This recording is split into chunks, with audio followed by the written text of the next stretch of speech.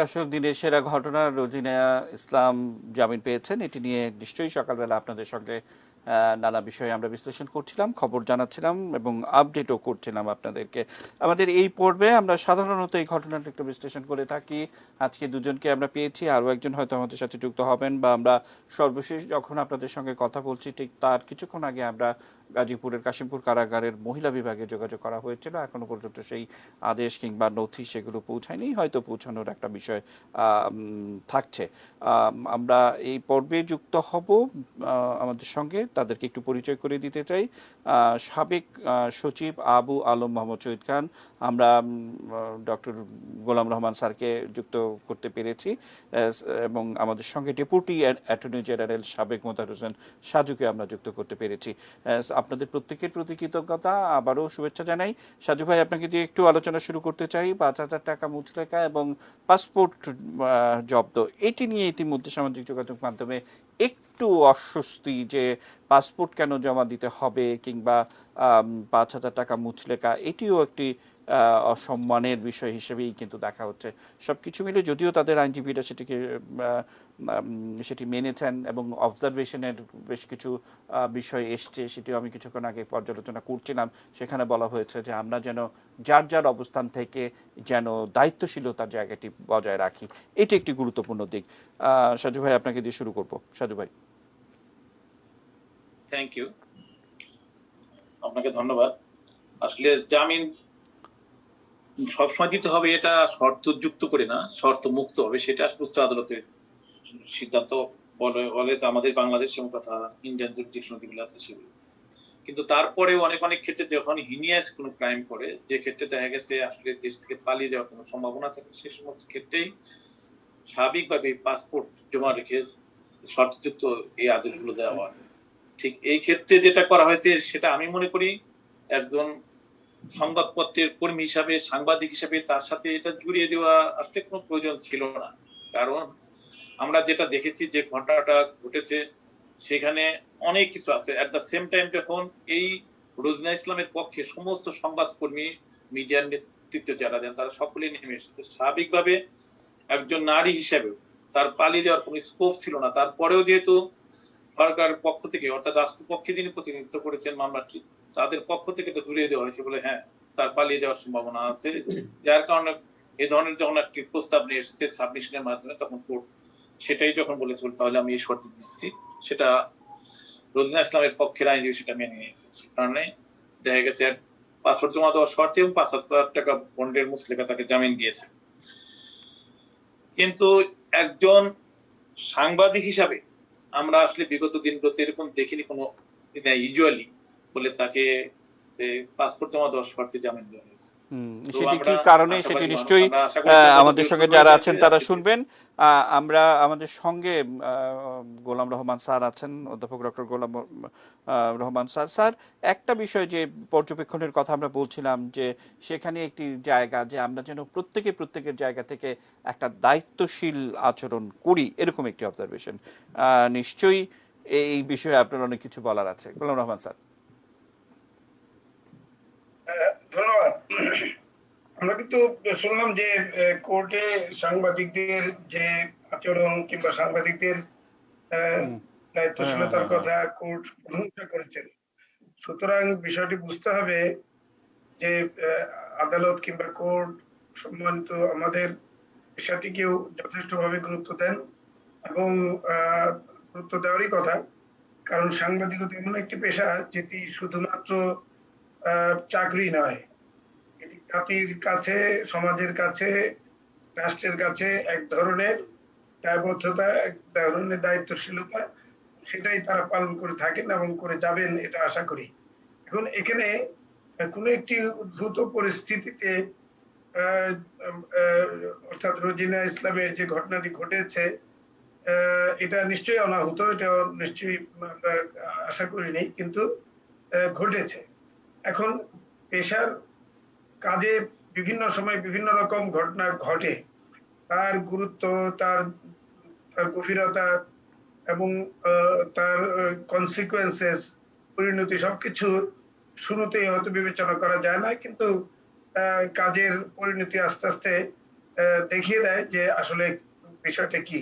কারণ আমরা দেখেছি যে একজন সাংবাদিকের উপর যথেষ্টভাবে নিগ্রহ করা হয়েছে, যথেষ্টভাবে যে ভাবে তাকে আক্রমণ করা হয়েছে, যেভাবে তাকে তার সাথে আচার আচরণ করা হয়েছে, অনেক কিছুই রীতি বিরুদ্ধ, অনেক কিছুই অবজেকশনেবল, যেগুলো আমরা মেনে নিতে পারি না। যাই হোক, আমি অন্তত পক্ষে আশাবাদী যে আমাদের পেশায়, এই যে কোনো একটি উন্নয়নশীল দেশে এই পেশা, বিশেষ করে সাংবাদিকতার পেশায়, এটা খুব সহজ পেশা হিসেবে বিবেচনা করার কথা না। আমরা জানি নানান ধরনের বাধা বিপত্তি, অন্তরায় এবং কণ্টকাকীর্ণ অবস্থার মধ্য দিয়ে তাকে চলতে হয়। এখন যদি আমরা খুব আদর্শিক একটি অবস্থা পেতাম, জি তাহলে কি হতো? স্যার, স্যার তাহলে আদর্শিক হতো একটি যে অবস্থার কথা আমরা বলছি, কি হতো এটি যেমন একটি বিষয়। আবার কিছুক্ষণ আগে সচিবালয়ে এখনো চলছে অনুষ্ঠানটি, তথ্যমন্ত্রী কথা বলছেন সাংবাদিক নেতাদের সঙ্গে। সেখানে সাংবাদিক নেতারা একটা দাবি জানিয়েছেন, এই যে এমন কিছু পত্রপত্রিকা বের হয় যেগুলো কখনো সাধারণ মানুষের হাতে পৌঁছয় না, অর্থাৎ বিজ্ঞাপন পেলে সেই পত্রিকাগুলো বের হয়, সেই সংশ্লিষ্ট পত্রিকাগুলোকে যেন বিজ্ঞাপন দেয়া না হয় সেগুলো নিয়ে তথ্যমন্ত্রীকে তারা অনুরোধ করেছিলেন, এবং তথ্যমন্ত্রী সেগুলোর উত্তরও দিচ্ছিলেন যে বছরের পর বছর এই কাজগুলো কিন্তু চলছে, হয়েছে। আমার এই মুহূর্তে মনে পড়ছে যে ঠিক বঙ্গবন্ধু সরকারের সময়টায় ৭২ সালে এইরকম একটি প্রশ্নের মুখোমুখি হতে হলো, এবং ঠিক ৭৫ সালে বঙ্গবন্ধু যখন লন্ডন থেকে ফিরছেন, তখন সিরাজুর রহমান বিবিসির তার একটি ইন্টারভিউ নিয়েছিলেন। তো সেখানে পরিষ্কার প্রশ্ন যে আপনি তো সংবাদপত্রের স্বাধীনতা হরণ করছেন। উত্তরে বঙ্গবন্ধু বলছেন যে বাংলাদেশের কত পার্সেন্ট মানুষ পত্রিকা পড়ে, অর্থাৎ 5% মাত্র, এর মধ্যে হেডলাইন পড়ে মাত্র 2%। এই 3%-এর জন্য আবার নিউজ প্রিন্টের কালোবাজারি, সাধারণ মানুষকে খাদ্য দেওয়াটা এই মুহূর্তে জরুরি কর্মসূচির মধ্যে পড়ে। অসাধারণ একটা ইন্টারভিউ। আমরা দেখছি যে সেই ধারাবাহিকতা কিন্তু সেই জিয়াউর রহমান সরকার, এরশাদ সরকার, খালেদা জিয়া সরকার এবং সর্বোপরি এই সরকারের সময় ওই সামান্য কেউ চিনেও না, জানেও না, তারা কিন্তু বিজ্ঞাপন পান বছরের পর বছর। নিশ্চয়ই সাংবাদিকের মানে শিক্ষক হিসাবে আপনাকেও আহত করে। আপনি ভাবতে থাকুন, আপনার কাছ থেকে শুনবো এই প্রশ্নের উত্তর। এই মুহূর্তে গাজীপুরে আমার সহকর্মী সেই কারাগারের কাছে দাঁড়িয়ে আছেন, মহিলা ইউনিট বিভাগের সামনে কাশিমপুর কারাগারের। আমরা তার সাথে একটু যুক্ত হব, জাস্ট একটু আপডেট জানিয়ে রাখতে চাই।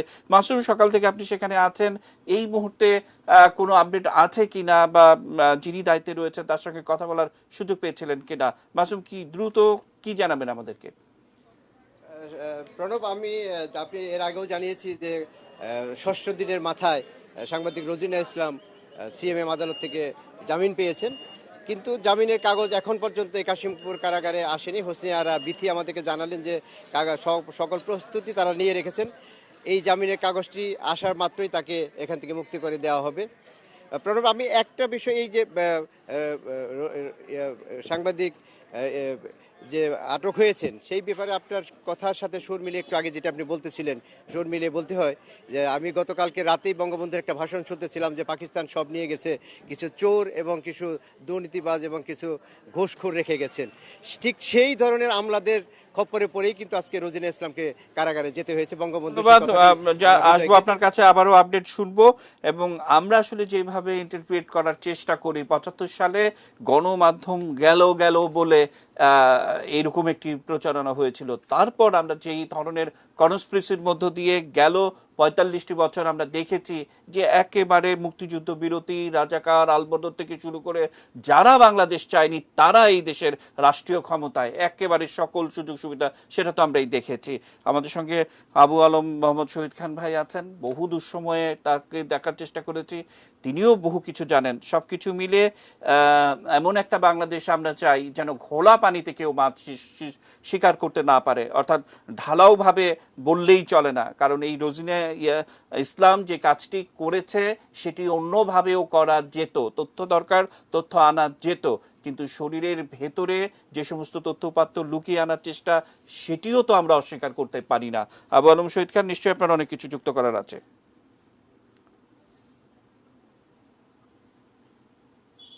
আমি জি, আপনি একটু আনমিউট করে কথা বলবেন। জি আমাদের দেশে গণমাধ্যম গেল গেল নানান কিছু নিয়ে তো আমরা অনেক কিছু জানি এবং অনেক কিছু আলাপ আলোচনার মধ্যে আছে। তো এই আলাপ আলোচনার মধ্যে যেটা চলে আসে এটা নিয়ে চিন্তা ভাবনার দরকার আছে। আমাদের বিভিন্ন ডিপার্টমেন্ট আছে, সরকারি আপনি অনেক আমাদের অনলাইনে এটি নিউজে পর্দা দেখো প্রণবের। আমি আজকে হ্যাঁ হ্যাঁ প্রণবের সাথে আইনের একটা আলাপ আলোচনা চলছে, সেটাও একটা গুরুত্বপূর্ণ বিষয়। সেই আইনের কি কি থাকবে, কি কি থাকবে না উচিত। আমরা আমাদের জামিন নিয়ে কথা বলছিলাম, জামিন যে প্রক্রিয়া, সেই প্রক্রিয়ায় আমরা একটু সময় নিতে দেখেছি। নিম্ন আদালত খুব বেশি সময় নেন না, অনেক ক্ষেত্রে সময় নেওয়াটা একদম উচিতবিহীন এটা বলা যাবে না। অনেক সময় নেওয়া হয় এবং ভারতেও এরকম বেশ কিছু নজির আছে যেখানে উচ্চ আদালত জামিন শুনানির পরে কয়েকদিন পরে এই রায় দিয়েছে। জামিন যখন দেওয়া হয় এটাকে জুডিশিয়াল কাস্টডি বলা হয় এবং জামিনের যে আদালত আছে সেই আদালত অবশ্যই ঠিক করতে পারেন যে কি কি জি শর্তে জামিন দিবেন। শহীদ ভাই, এইসব ব্যাপারগুলো তো আমাদের সাজু ভাই আছেন, স্যার আছেন, তারা তো বলছে, কিন্তু আপনার কাছে সুনির্দিষ্ট যে প্রশ্নটি ছিল যে একেবারে ঢালাও ভাবে সাজানো, যে অর্থাৎ আমলারা দায়ী অমুক তমুক, এই বিষয়টা আপনার কাছে কি মনে হয়? আর ঢালাভাবে কোনো বক্তব্য দেওয়ার তো সুযোগই নেই, কারণ সমাজের যে কোনো অংশ দায়ী হতে পারে না এবং কাউকে রেসপেক্ট। আমাদেরকে এটা বুঝতে হবে যে ঘটনা ঘটতে পারে যে কোনো সময়, স্পর অফ দি মোমেন্ট যে কোনো ঘটনা ঘটতে পারে। একজনের সাথে আরেকজনের কথোপকথন হতে পারে, ঝগড়া হতে পারে, আহ আরো আরো বেশি বডি ল্যাঙ্গুয়েজের ব্যাপার আছে, যে আরো বেশি এক একজন ইয়ে হয়ে যেতে পারি, আমরা একটু ক্রুদ্ধ হয়ে যেতে পারি, আমরা কিছুটা অশালীন হয়ে যেতে পারি। সেটা স্পর অফ দি মোমেন্টের ব্যাপার, সেটা কয়েক মিনিট, কয়েক সেকেন্ড, জি, অসংখ্য ধন্যবাদ। আমি গোলাম রহমান স্যারের কাছে যেতে চাই। স্যার, যে কথা এর আগে আপনাকে প্রশ্ন রাখাই ছিল, যে অর্থাৎ ৭২ সালটি খুব ভালোভাবে দেখা, আবার ৭৫ সালে সেই সময়ে যারা এই ধরনের বিরোধিতা, গণমাধ্যমের স্বাধীনতা বলে নানাভাবে যুক্তিতর্ক, নানাভাবে পরবর্তী সালে বিশেষ করে ৭৬, ৭৭, ৭৮, ৭৯ পর্যন্ত তাদের ভূমিকাও কিন্তু বাংলাদেশের মানুষ প্রত্যক্ষ করেছে। নিশ্চয়ই অনেক কিছু যোগ করার রয়েছে। গোলাম রহমান স্যার। হ্যাঁ ধন্যবাদ। আবারও বিষয়টি হচ্ছে যে আমরা জানি যে সংবাদপত্র হচ্ছে সবার কথা মুক্তভাবে পরিবেশন করবে এবং এটা একটা ট্রান্সপারেন্ট বিষয়। অথচ দেখা যাচ্ছে যে এই সংবাদপত্র নিয়েই সবচেয়ে বেশি আন্ডারগ্রাউন্ড ঘটনা চলছে। আন্ডারগ্রাউন্ড বলতে আমি বুঝাচ্ছি যে একটা দুষ্ট চক্র এর মধ্যে কাজ করে, এবং যে কারণে আমরা দেখি বঙ্গবন্ধু সমাপ্তদের স্বাধীনতার কথা বলেছেন, উনি স্বীকার করেছেন, আমাদের সংবিধানে সেটা স্বীকৃত আছে। সুতরাং সে নিয়ে আলোচনার খুব বেশি সুযোগ নেই, কিন্তু সুযোগ আছে কোথায়, প্র্যাকটিসটা কি, দুষ্ট চক্রটা কোথায়। আমাদের পত্রিকার যে সার্কুলেশন, এটার কোনো তথ্য নির্ভর, কোনো অথেন্টিক কোনো ফিগার নাই। যে পত্রিকা 200 কপি চলে না, সেটা দেওয়া আছে 10,000, 5,000 কপি চলে। যে ইংরেজি পত্রিকার 2,000 কপি চলে না, সেটা বলা আছে 40,000 কপি চলে। আমি সরাসরি আমাদের films and DFP, department of films and publication কে প্রশ্ন রাখতে চাই এখানে, যে তারা যে প্রতি 6 মাস অন্তর একটি সার্কুলেশনের একটি মিডিয়া লিস্ট তারা প্রকাশ করেন, এইটার অথেন্টিসিটি কোথায়? যে কেউ যদি প্রশ্ন করে, যে কেউ যদি প্রশ্ন উত্থাপন করে, তারা সঠিক জবাব দিতে পারবেন না। যেমন স্যার সঠিক জবাবের কথা স্যার আপনি বলছেন, মানে সঠিক জবাব দিতে তো পারবেই না, আপনার সাথে আমি একেবারে শতভাগ একমত। এখন যদি আমি আপনাকে প্রশ্ন করি যে বাংলাদেশে কত পার্সেন্ট লোক ইংরেজি পত্রিকা পড়ে, এবং একটি ইংরেজি পত্রিকার কথা বলতে পারি যারা বিশাল অট্টালিকা বানানোর টাকা কোত্থেকে পায়, কিসের বিনিময়ে কোন সরকার তাদেরকে এই টাকা দিয়েছিল। এখন যদি আমি বলি যে একটি বাংলা দৈনিক তার সকল কর্মকর্তা কর্মচারীদের 2টি করে গাড়ি সেই পত্রিকাটি দেয়, এবং কোত্থেকে এই টাকাটি এলো, কেউ কি আমরা এই প্রশ্নের উত্তর খুঁজে পাবো? কি বলবেন স্যার? না, তবে এটা ঠিক যে আজকে কোন কোন পত্রিকায় প্রচুর বিজ্ঞাপন ছাপা হয় এবং এই বিজ্ঞাপন ছাপার কারণে তারা প্রচুর আয় রোজগার করে, এটা অস্বীকার করা যাবে না। ইংরেজি পত্রিকার একটি বিশেষ সুবিধা আছে, ইকোনমিক ডিনামিক্সটা হচ্ছে যে যে সেই সমস্ত পত্রিকায় খুব বেশি লোক না পড়লেও কিছু যায় আসে না, তাতে করে তাদের যে প্রিন্টিং কিংবা পাবলিকেশনের যে খরচ সেটা কম হয়, বরঞ্চ সেটা তাদের জন্য লাভজনক।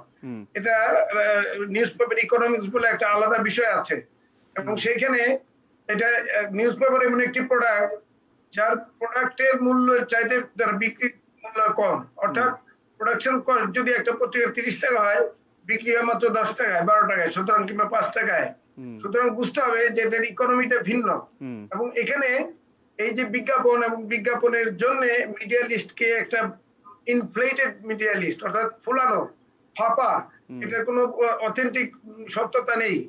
এবং এই এবং স্যার তথ্যগুলি আপনার কিন্তু সঙ্গে জাতীয় এর সংসদে আগে পরিবেশন করছেন। আমরা দেখেছিলাম যে এর আগের কথাও আমরা বলেছিলাম যে 1/11-এর সময়ে আবারও সেই পত্রপত্রিকাগুলোর কি ভূমিকা, আবার আপনি বলছিলেন যে কিভাবে ফুলে ফেপে ওঠার, বা বাংলাদেশের 75 সালের পত্রপত্রিকার কথাগুলি যদি বলি, বা দৈনিক বাংলার কথা বলি, বা পূর্ব দেশের কথা বলি, সেই সময়ে তাদের কি ভূমিকা।